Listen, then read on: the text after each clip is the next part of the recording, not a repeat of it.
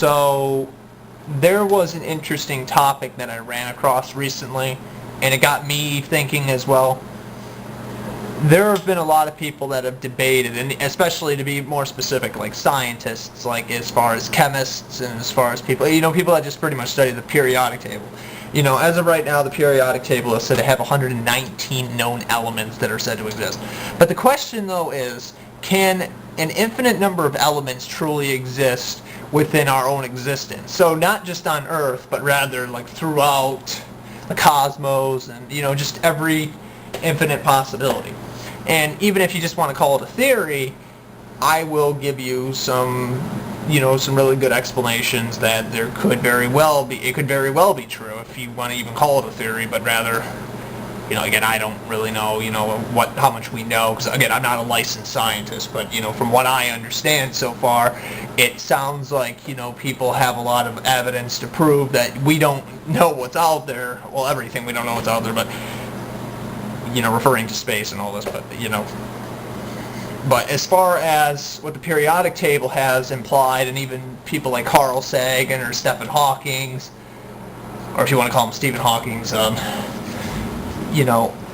they have, and even the law of conservation, the very first thing that I remember learning about, I don't care if you learned it in school or not, but, but it states that energy can essentially energy cannot be destroyed. However, everything is made of energy, and energy always finds a way, whether through, it being man-made, or whether it just happening on its own. It's an endless cycle. It always finds a way to multiply itself, and it always finds a way to become something else. So, like, for example, ions, compounds, and, other stuff on, like, a molecular physics level, or if you want to get into it, micro and macrobiology. Mostly micro. Like, take this, for example. Everything is made of something. For example, if we were to take a solid object, we would know that all the molecules or subparticles, just to throw some words out there, it's all packed together. Meaning that all of these things are made up of something else that's even smaller. But the question goes, though, it's even smaller and even smaller. Where does it end? And if you think about the definition of an element, it's essentially a small particle that has essence to it, the essence of life. You could essentially say that every single particle can somewhat be related to an element, even though they're their own different classification. Like, for example, hydrogen. Hydrogen is found in the water cycle. It's used for, like you got the common, or you got like the compound H2O. You have two hydrogens and an oxygen molecule. So every living organism that we know of so far needs water in order to survive. Makes sense. But at the same time, you need oxygen, which is all by itself. So oxygen and hydrogen are two different elements.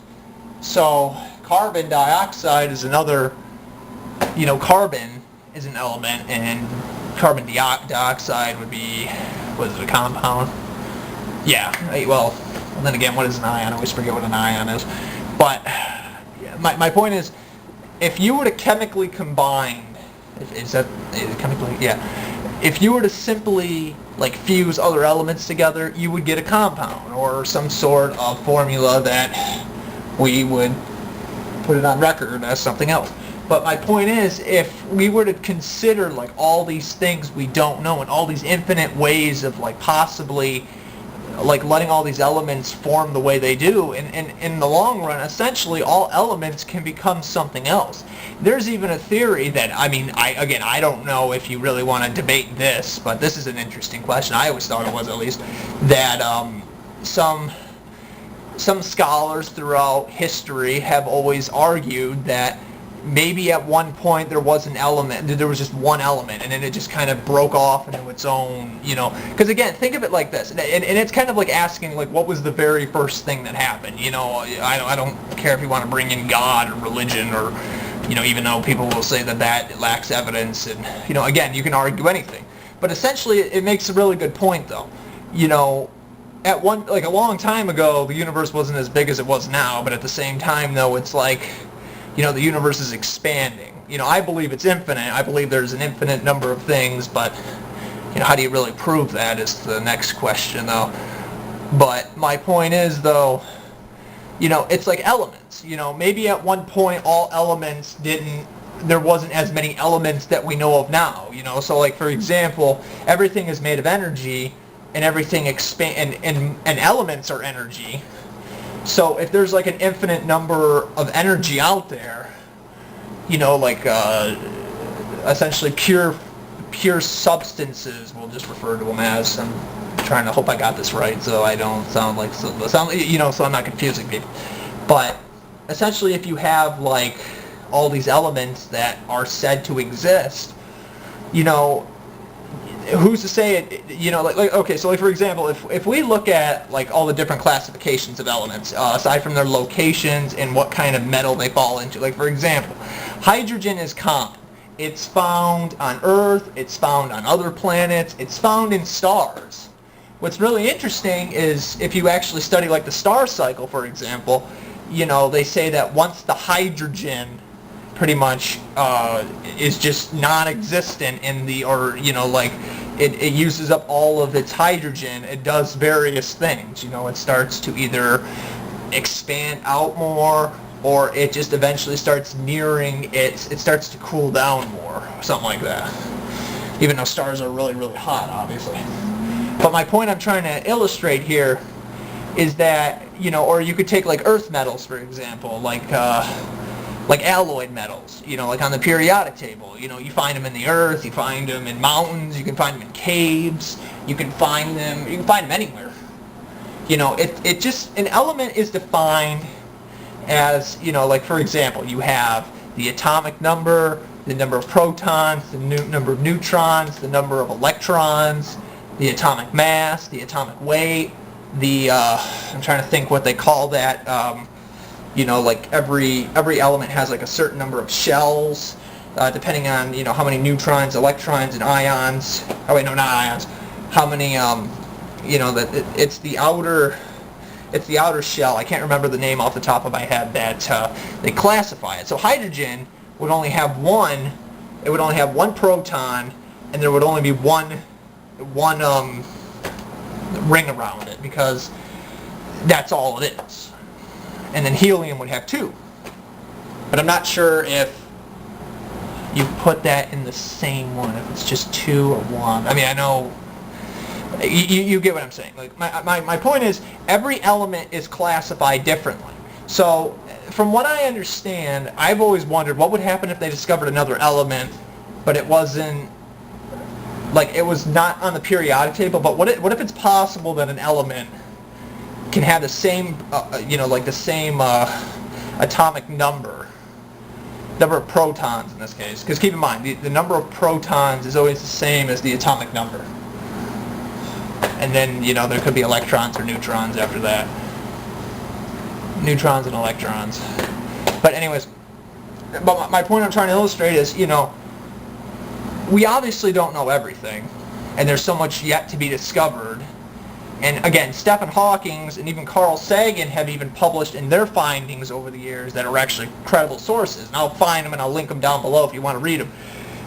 But they have stated over the course of time that they believe that there is enough evidence to believe that at one point elements could even, like, everything could react on its own. Like for example, if you ask a scientist that studies chemical and physical changes, mostly either some sort of, I can't even remember the name, a physicist, or somebody who studies chemistry, they will tell you physics. So, someone who studies physics and chemistry, they will even tell you that there is pretty close to an infinite number of ways that even energy can do things on its own. So you can have chemical and physical changes on its own, and we don't even have to be involved in it. It can just happen somehow.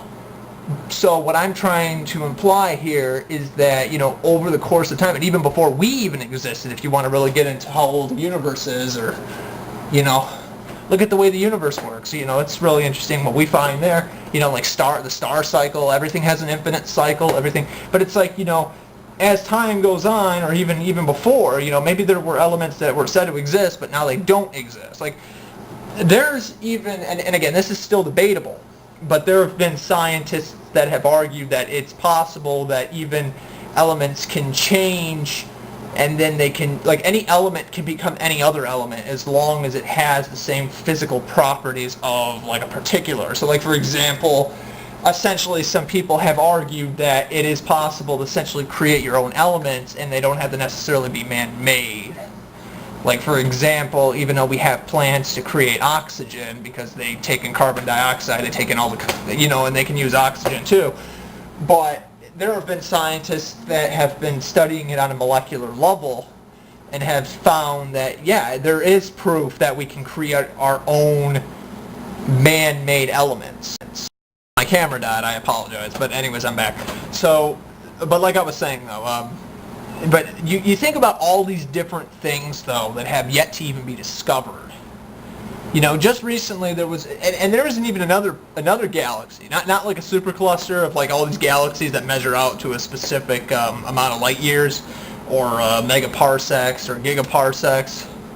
Fun fact: 1 gigaparsec is 1 billion parsecs, or 3.26 billion light years. So, anyways, What I'm finding really interesting about the universe is just how big it really is. I mean, yeah, infinite is endless. It can be as big as you want it to be. But it's like, how big is it really, though? It's so huge. It's like, wow, like all these things we don't even know about it that it for sure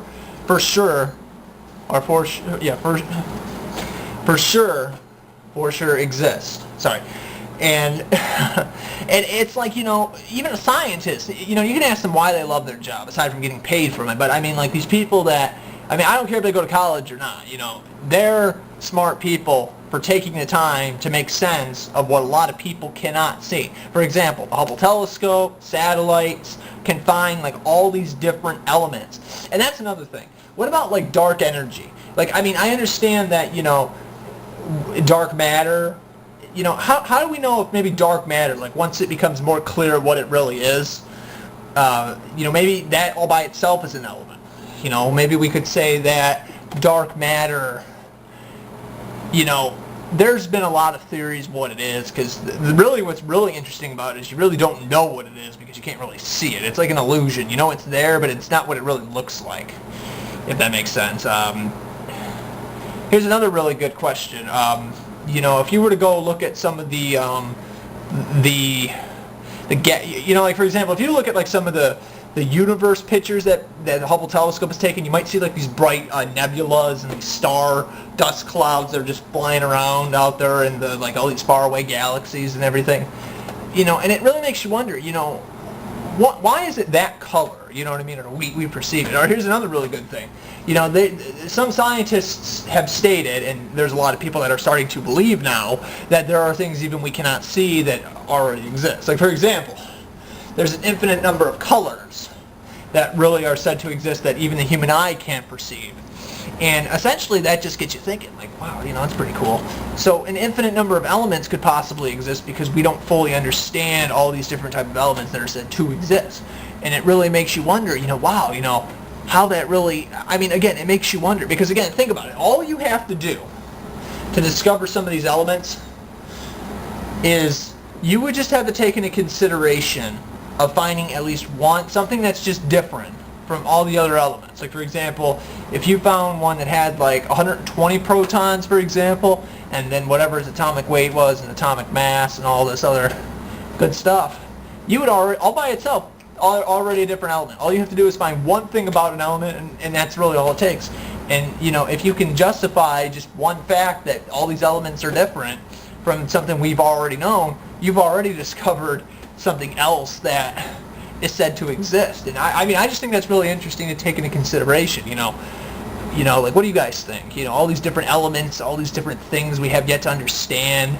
I mean, it's like, you know, if it wasn't for science, really we wouldn't be able to fully understand, you know, why life is just the way it is and how awesome it really is. You know, look at, I mean, I guess that's the reason why, like, people like Carl Sagan and Albert Einstein and all these other famous people throughout time have gotten as successful as they did and became who they were. Like, all these people, they cared about these people so much because of all their Or even George Carlin, for example, even though he was more of a comedian, but, he was always, but, he even liked science, and started pointing out some, even though he wasn't a scientist, but, he pointed out some pretty cool things that a lot of scientists that discovered over the years that, he mentioned to all his followers that, I haven't really heard from anybody else. And even, and again, Stephen Hawking or Nikola Tesla, for example, all these ideologists that they believed in, like, these theories, and even though at the time there wasn't really enough evidence to prove it, but over time they did, because they wanted to prove that it was real, because they never gave up somehow. And, I just think it's really cool, like, all these scientists throughout time and history, like, all these dedications just to prove to people that something like this really did exist, or discoveries and made sense of them, and, it kind of makes you wonder, you take that same idea and you apply it to science, and you apply that to elements, and you think about it, all these different things that happen in an infinite number of ways, and you have all these different infinite quantities or quantities, and the quality of some of these elements, like whether they're like in a pure form, and again, all these infinite ways that they can change. It really makes you wonder, how many elements really do exist, and where do we find them?